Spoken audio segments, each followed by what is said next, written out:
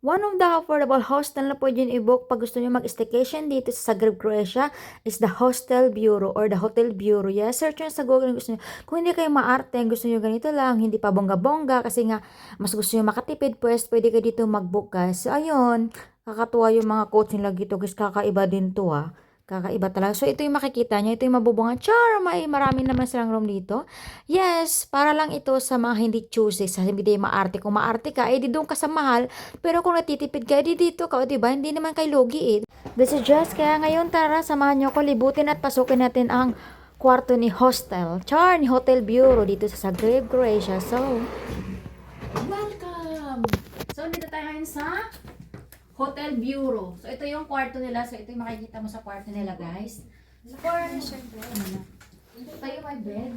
So, may 4 na bed. Yan. So, good for the 4 person yan siya, guys. Yes. So, ay, ang galing. Kasi meron sa litong locker na tinatawag nila. May drawer din. Perfect! Kahit marami kayong dala. Tulad niya, maleta yung dala ko. Diyan, maleta yung dala. Sumi. Ayan, meron din, oh. Diba? May drawer. Yan. And then, ayan pa, oh. Then, ito rin kaganda. Ay, meron din dito silang ano, oh. Ah, nakasira pa yata tayo.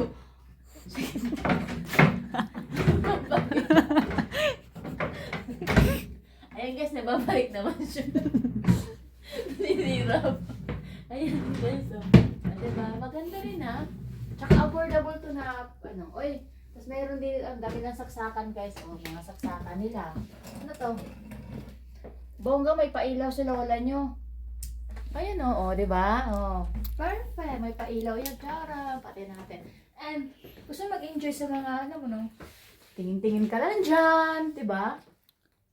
Ayun, so, ayan guys. Yeah, so perfect dito. Kung gusto nyo dito munta dito sa Zagreb, yes, sa Zagreb, pwede kayo dito mag-book sa Hotel Bureau, di ba? Maganda na rin siya, no? Pwede ka na, pagod ka sa biyahe, tulog ka diretso. Huwag ka na magbihis. Gano'n, di ba? Oh, perfect. See? Tapos, dito, mayroon siya, pwede ka dito magpahinga. Dito, guys, yan. Dito magpahinga. Ay, bongga, para maganda rin ito. Ito din yan, parang light.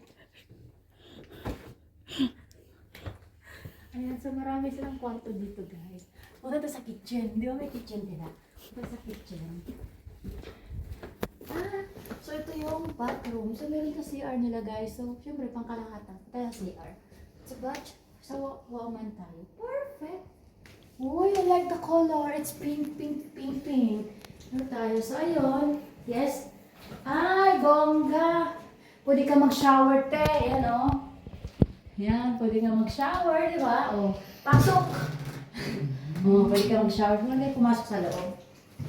Yan, may sink din. Pwede ka magpasalamin kasi hindi ka maganda. Yan. O, di ba? Siyempre. Siyempre may panlalaki din ganon. Ay, unisex pala pwede sa paglatomboy. And, baba tayo. Punta tayo sa kusina. May kusina sila dito eh.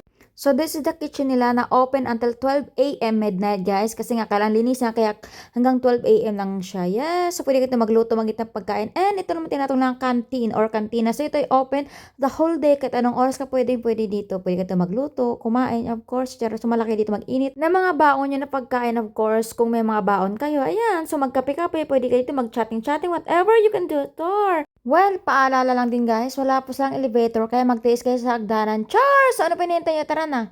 Sumama na kayo sa akin. Okay, Char. So, the things that they offer is my free towels, free wifi, 24/7 receptionist nila. Ay, pwedeng kayo na rin magbasa-basa guys. Magbasa na lang kayo. Yun lang guys. So, see you and good luck. Bye-bye. This is Jess. Follow for more.